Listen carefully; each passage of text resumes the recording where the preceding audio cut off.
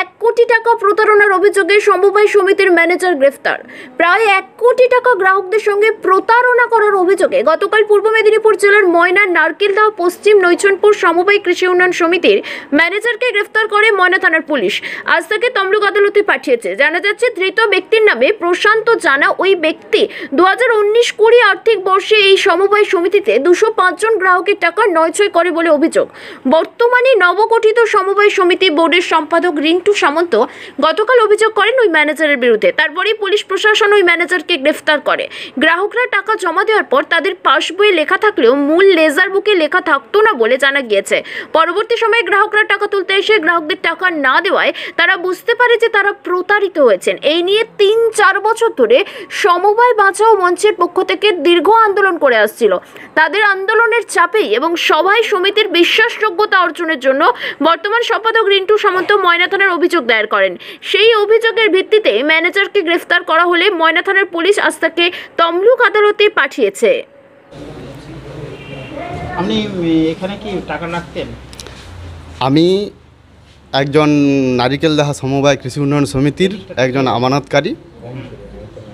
আমরা বহুদিন ধরে এই সমিতিতে টাকা লেনদেন করে থাকি, কিন্তু 21 সাল নাগাদ আমাদের জমানো টাকা পুরা দেওয়া বন্ধ করে দেয়। তখন ম্যানেজার ছিল প্রশান্ত জানা। আপনার কত টাকা? আমার 1 লাখ টাকা। 1 লাখ টাকা। আচ্ছা, কবে থেকে আপনি জানতে পারলেন? ওই 21 সালের 5 মাস থেকে জানতে পারলাম।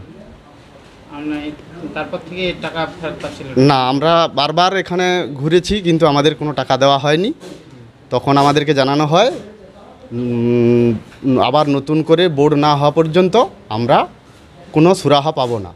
তারপরে আমার 23 সালে নতুন বোর্ড গঠন হয়। সেই বোর্ড আমাদের বর্তমানে 15% করে টাকা দেওয়া শুরু করেছে। আমরা 15% করে টাকা পেয়েছি। এই জন্য বর্তমানের নবগঠিত যে বোর্ড, তাদেরকে আমরা ধন্যবাদ জানাচ্ছি এবং সেই সঙ্গে যে বা যারা আমাদের এই টাকা লুট করেছে তার আমরা যথাযথ শাস্তি চাই। ম্যানেজার গ্রেফতার হয়েছে জানেন তো? হ্যাঁ, দেখেছি, শুনেছেন? হ্যাঁ। তা কি বলবেন? যাতে ওনার আরও কঠিন থেকে কঠিনতর সাজা হয়, সেই সাজাই চাইছি আমরা। টাকা ফেরতের ব্যাপারে কতটা আত্মবিশ্বাস আছে? আশা করি বর্তমান যে বোর্ড আমাদের টাকা দেওয়া শুরু করেছে, আশা করি আমরা টাকা ফেরত পাবো। নাম পরিচয়? প্রদীপ সামন্ত, নারিকেলদাহা, ঢেউভাঙা। এটা কোথাকার সমবায় সমিতি? এটা নারকেলদাহ পশ্চিম নৈছনপুর সমবায় সমিতি। গতকাল হচ্ছে ম্যানেজার গ্রেফতার হয়েছিল এই সমবায় সমিতি। হ্যাঁ, কি বলবেন? দেখুন, আমরা 30 তারিখ আমাদের চার্জ হ্যান্ড ওভার হয় 30/6/2023। আমরা বোর্ডে দায়িত্বপ্রাপ্ত পাওয়ার পর দেখি যে 20-21 অডিট রিপোর্ট অনুযায়ী ওই সময়কার ম্যানেজার প্রশান্ত জানা প্রায় 96,11,374 টাকা সাধারণ মানুষের তছরূপ করেছে। তারপর আমরা থানায় লিখিতভাবে অভিযোগ দায়ের করি এবং উনি কালকে গ্রেপ্তার হয়েছে। কী করে এই তথ্যটা এলো আমাদের কাছে? হ্যাঁ, অডিট রিপোর্টে উল্লেখ রয়েছে 20-21 সালের।